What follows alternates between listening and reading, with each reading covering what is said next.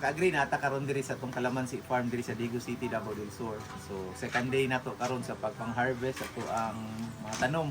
Almost 2,000 trees ni siya nga kalamansi, pero dili pa siya fully grown kay naa pa sa 3 years kapin pa lang ni. Pero tanawa kung makita ninyo nakasugod na tag-harvest. So ikaduha na to nga adlaw karon. Kagahapon nakakuha ta 22 sacks, no, red bags ingani, 27 kilos per bag. Karon natay order karon nga 20 ka sako, sa sunod adlaw na 25 ka sako. So nangita gyapon ta reliable nga mga komprador, mga ka-agri, kung naamoy nailhan or nagakumpra ba mo, pwede mo PM sa akuha o magbilin ko og number diya, pwede mo magtawag, no, or mag-text. Willing kayo kung makikransak nga muhurot o kumpra aning ato ang kalamansi diri. So gapangita pa ta karon og kanang komprador jud nga mo sentido nga siya na lang magkuha permanente ato ang kalamansi. So sirad-an nato ni katong komprador, siya na lang mosulod diri. Diyan na tanan, no, kumpra basta maayo lang atong transaksyon, atong pagsabot ug atong presyo. So kana mo ni atong mga challenges karon sa ato ang pagkalamansi. Naaman jud unta kay nasabot last week, no, nga nindot kayo ibiyahe na tong Manila times 2 ang presyo, kay gwapo kayo ang taang presyo.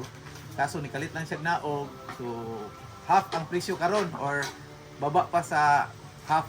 Pero sige lang, anak man yun ta manguma. Balos-balos lang ta, buhon kaluyan tas Ginoo ani, makabawi-bawi na pud ta, makakita ta gwapo nga presyo. Dili man pud nato pwede nga dili nato harbison kay madaot man pud kung maghinog sa punuan, madaot man pud mahimong acidic pud ang yuta. So kinahanglan nato siya harbison, mabarato, mamahal. Dispose yun nato. So tabla lang ta usahay pero kumbati ra gyapon, padayon gyapon ta. So unya, pakita na ko sa inyo while mag-harvest me katong mga sekreto sa pag-harvest, maski og dili pa kay jud ta anad sa pag-harvest, no. Pero dali ra man makat-una nato unsa man pag-harvest. So ana lang, tanan ta ay first time, karon first time po nato nga kakuha tagdag ingani kadaghan karon. Salamat as Ginoo sa yang grasya gihatag kanato karon. So mga unsa ta maniudto ta mga ka-agri. Baso. Hey, labo ato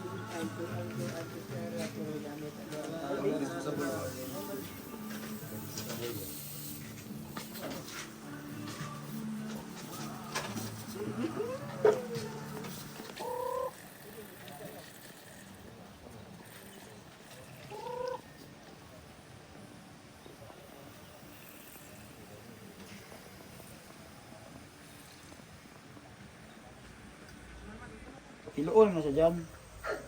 Tiluon na nila. Na. Pasulod Sulod. para Para dili maran. Or hugot. hindi kay siya ana.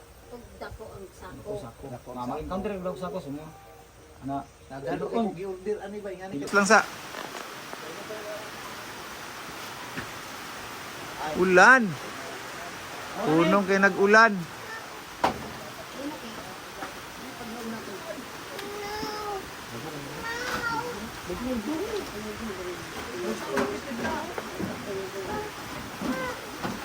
Maglungag ta ni ron og saging para timo. Ay, ang beauty mo no.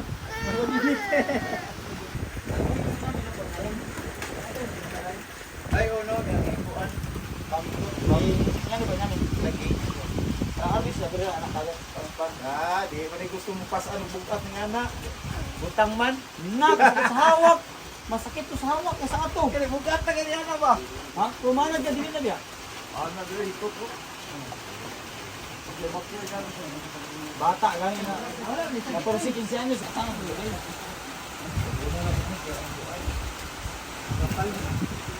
Kapala ni dito. Bro, hindi ra. Wala ka lang ganon. Og na like po nga nang pag-tutuloy. Ay. Ligo na. Bahala basa karga panin na wala na. Ano na mo ni cruising? Pinagi ni cruising. Ano cruising? Sige, mo no kita. Ano kita sa trabaho ni? Kita na. Diyan ay lapit diyan. Sige, mo to nadunggan man yun ninyo nga to ang kuan karon, vlog ganina, mo nga to ang mga challenges no kay supposed to be karon ta maghatod og 50 ka sako sa Manila Airport. Nga nindot ang presyo at least 1,800 yung pamalit. Okay ra gyapon ang dato. Pag lusot-lusot karon, naabot og 400 ang sako, human gihangyo pa jud naabot og 220. Kay naday daghang gagmay. Lisod man kayo atong lalison tos manang kay ato na pong ibaligya maski asa nato niya.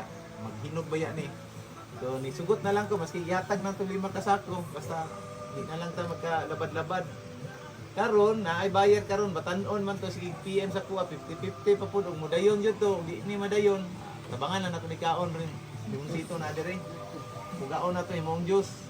Pero kung maabot to, nihangyo siya nga nalagi daw na mga kakulian, na mga disgrasya lagi daw, nagasto ang kwarta. Pag-iingnan na lang nako nga katunga na lang sa bayri, pagka mabaligya na nimo, saka pa ang katunga na pud balance, nisugot na lang ko, nisugal na lang ko maski wa ko kabalo mo bayad daw dili kay na naman ni ato ang kuan, wa pa man jud tay eksakto nga buyer. Napoy isa mo ani taga 30 ka tuig na sa tigpamalit og kaning kalamansi taga Barangay Aplaya. Muani po siya, musilip siya kay kung magkasabot, siya na lang dahil palitan na siya nabilin kanan. Kay 30 katuig na po daw siya. So, testing lang yun tayo. Ngani man ta, ngani man manguma. Wala man tayo fix yun kayo dayo na to. Hopefully, makakita tagtao nga sila na yung mukumpra. Hindi na ta maglabad gani. Harvest na lang ta, pag-abot dire, bunlot, gawas na dayon diretso. Pero anyway, pasalamat gyapon ta kay natay na harvest mo na lang yun na siya. Maski gamay, natay na harvest, ay panalangin, natay trabaho. Ana lang yun nato ituguyan, di na lang tayo mahimong hard loser kay wa man tayo mahimo. So, salamat kay sa inyo ha karon kay murag hapit na ta mahuman, makakuta na ta, hunong na lang ta. Kay lisod man pud mahinubra tong harbison. Tanaw ninyo nakatunga na tanong o wala pa? Sa tanan.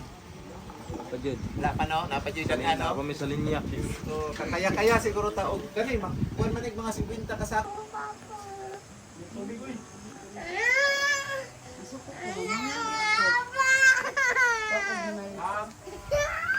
Urut na.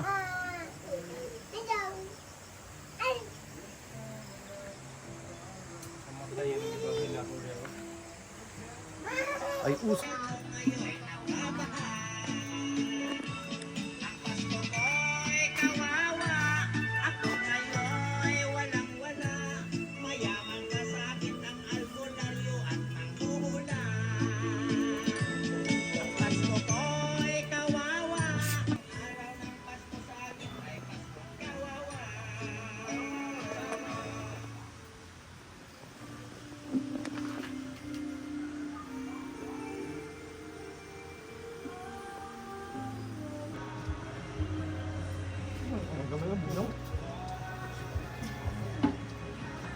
Lakukan yung buko kita buwan kung ano ya? Siguro yung pako-pako.